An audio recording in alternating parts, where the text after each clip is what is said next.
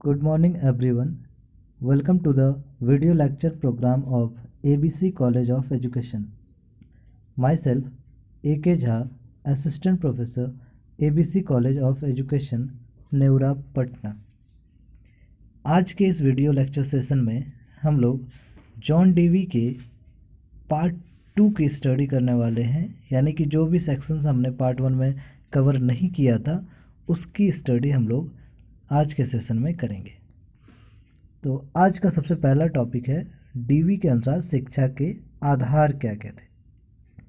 DV चूँकि एक प्रयोजनवादी हैं और इनका मानना है कि बालक को हम जितना अधिक स्वाभाविक क्रियाओं के माध्यम से सिखाते हैं उतना उनका सीखना अस्थायी होता है और वो इतना ज़्यादा अपने विषयों के साथ जुड़ाव महसूस करते हैं। इसलिए ढेर सारे विषय जैसे विज्ञान, साहित्य, इतिहास, भूगोल आदि को पढ़ाने के लिए डीवी इस बात को ज़्यादा महत्व देते हैं कि हम उन्हें स्वाभाविक क्रियाओं के माध्यम से सिखाएं और व्यवहारिक ज्ञान को ज़्यादा से ज़्यादा वैल्यू करें, तो शायद हम उन्हें अच्छे तरीके से सिखा पाएंगे।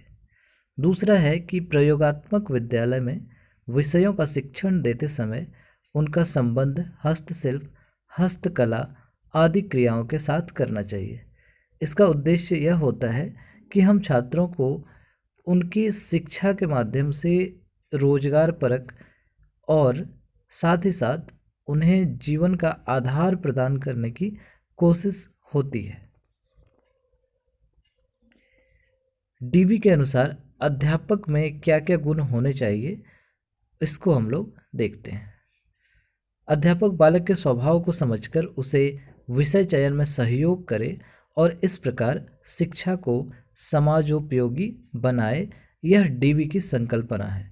क्योंकि डीवी के अनुसार अध्यापक का जो रोल है या जो दायित्व है वो बहुत ही विस्तृत होता है।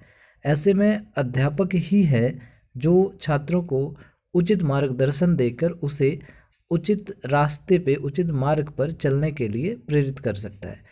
क्योंकि एक अध्यापक को अपने छात्र के बारे में बहुत कुछ ज्ञान होता है और इस प्रकार से उसे पता होता है कि वह छात्र किस क्षेत्र में ज़्यादा तीव्र गति से उन्नति कर सकता है या ज़्यादा बेहतर रिजल्ट्स ला सकता है।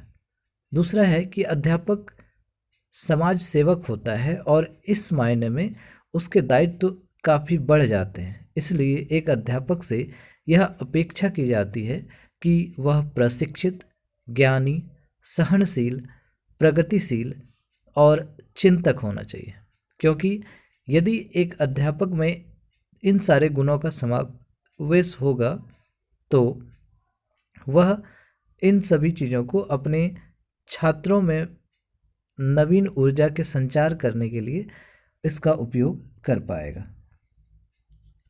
जॉन डीवी ने जिन शिक्षण विधियों को ज़्यादा महत्व दिया या जिन्हें शामिल करने के लिए संस्तुति दी वो इस प्रकार हैं: योजना विधि, निरीक्षण विधि, स्वानुभव, करके सीखना, प्रयोग विधि, प्रजातांत्रिक प्रणालियाँ और व्यक्तिगत एवं सामूहिक क्रियाएं।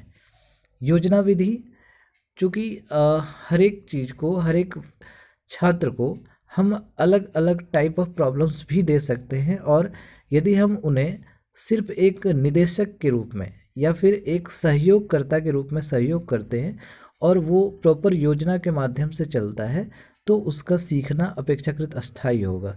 इसलिए जॉन डीवी ने योजना विधि को इसमें शामिल किया है। निरीक्षण के माध्यम से हम छात्रों द्वारा किए जाने वाले क्रियाओं का निरीक्षण करते हैं और अधिकाधिक कार्य छात्रों द्वारा ही संपन्न किया जाता है। स्व अनुभव को बहुत ज़्यादा महत्व दिया गया है क्योंकि जो भी अनुभव के माध्यम से छात्र अधिगम करते हैं वह बहुत ही मजबूत और अस्थायी माना जाता है। इसी प्रकार छात्र अगर किसी क्रिया को करके उसका अधिगम करते हैं तो वह भी उनके लिए अस्थायी रूप में उनके मस्तिष्क में स्थान प्राप्त करता है। प्रयोग विधि, क्योंकि जॉन डीवी सत्य को हमेशा निर्माण की अवस्था में देखते हैं और परिवर्तनशील देखते हैं और इस प्रकार से किसी भी सत्य को महज किसी के कहे जाने पे स्वीकार नहीं करने को प्रेरित करते हैं। और इसके लिए वो कहते हैं कि सत्य चाहे जैसा भी हो उसे हम प्रयोग की कसौटी पर कसने का प्रयास जरूर करेंगे। ठीक है।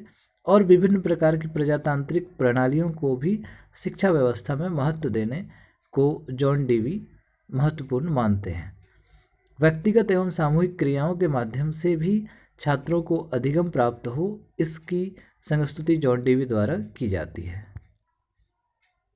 डीवी के अनुसार विद्यालय का रूप कैसा होना चाहिए? चूँकि विद्यालय में हर वर्ग, हर धर्म, हर आयु के छात्र आते हैं, इसलिए जॉन डीवी कहते हैं कि विद्यालय समाज का लघु रूप होता है। और इस समाज के लघु रूप में चूँकि हर स्तर के बालक होते हैं, हर वर्ग के बालक होते हैं, इस प्रकार से यह कहा जा सकता है कि विद्यालय समाज का प्रतिनिधित्व करता है। और जो छात्र विद्यालय में पहुंचते हैं उन्हें विद्यालय से जोड़े रखने के लिए, उन्हें विद्यालय में निरंतरता के साथ बनाए रखने के लिए यह आवश्यक है कि हम छात्रों को विद्यालय में डर के माहौल से बचाएं और घर जैसा वातावरण वहाँ पे क्रिएट करें या बनाएं। इससे छात्रों का जुड़ाव होगा और वे स्कूल की ओर आकर्षित होंगे। हमने जो भी पढ़ा है लास्ट वीडियो में और आज के वीडियो में, उसके सारांश को समझते हैं। तो जॉन डीवी ने जो शिक्षा दर्शन प्रेरित किया या जो प्रतिपादित किया, उसका सारांश कुछ इस प्रकार है।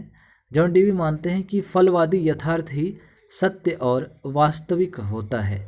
व्यक्ति से ही समाज का सृजन होता है और व्यक्ति के मिलने से। तीसरा है स्वाभाविक योग्यता व्यक्तित्व की परख एवं शिक्षा का आधार होना चाहिए। क्योंकि यह प्रयास किया जाना चाहिए कि जो हमारे अंदर जो स्वाभाविक योग्यता है, नेचुरल एबिलिटीज़ है, इननेट एबिलिटीज़ है, हम उसे शिक्षा के माध्यम से निखारें तो यह किसी भी छात्र के लिए उसके व्यक्तित्व विकास के लिए बहुत ही महत्वपूर्ण हो जाएगा। अगला है बाल प्रधान शिक्षा पद्धति। जॉन डीवी ने हमेशा बाल केंद्रित शिक्षा पद्धति, चाइल्ड सेंटर्ड सिस्टम को प्रमोट किया है। उसके बारे में अपनी जिज्ञासा रखी है, संस्तुति रखी है कि शिक्षा के क्षेत्र में बाल केंद्रित शिक्षा पद्धति के माध्यम से छात्रों का व्यक्तित्व विकास, सर्वांगीण विकास बहुत ही तीव्र गति से होता है। इसलिए शिक्षा व्यवस्था में बाल प्रधान शिक्षा को महत्व दिया जाना चाहिए। और इसी के अनुरूप जॉन डीवी ने शिक्षण विधियों को भी सेट किया है और पूरी शिक्षण विधियाँ इसी अनुरूप बनाई गई हैं और उन्हें संस्तुति दी गई है। तो आज के वीडियो में हमने जॉन डीवी के शिक्षा दर्शन को पूरा किया है। आई होप कि आपने चीज़ों को समझा होगा। फिर मिलेंगे किसी अगले टॉपिक के साथ। तब तक के लिए goodbye, have a nice day.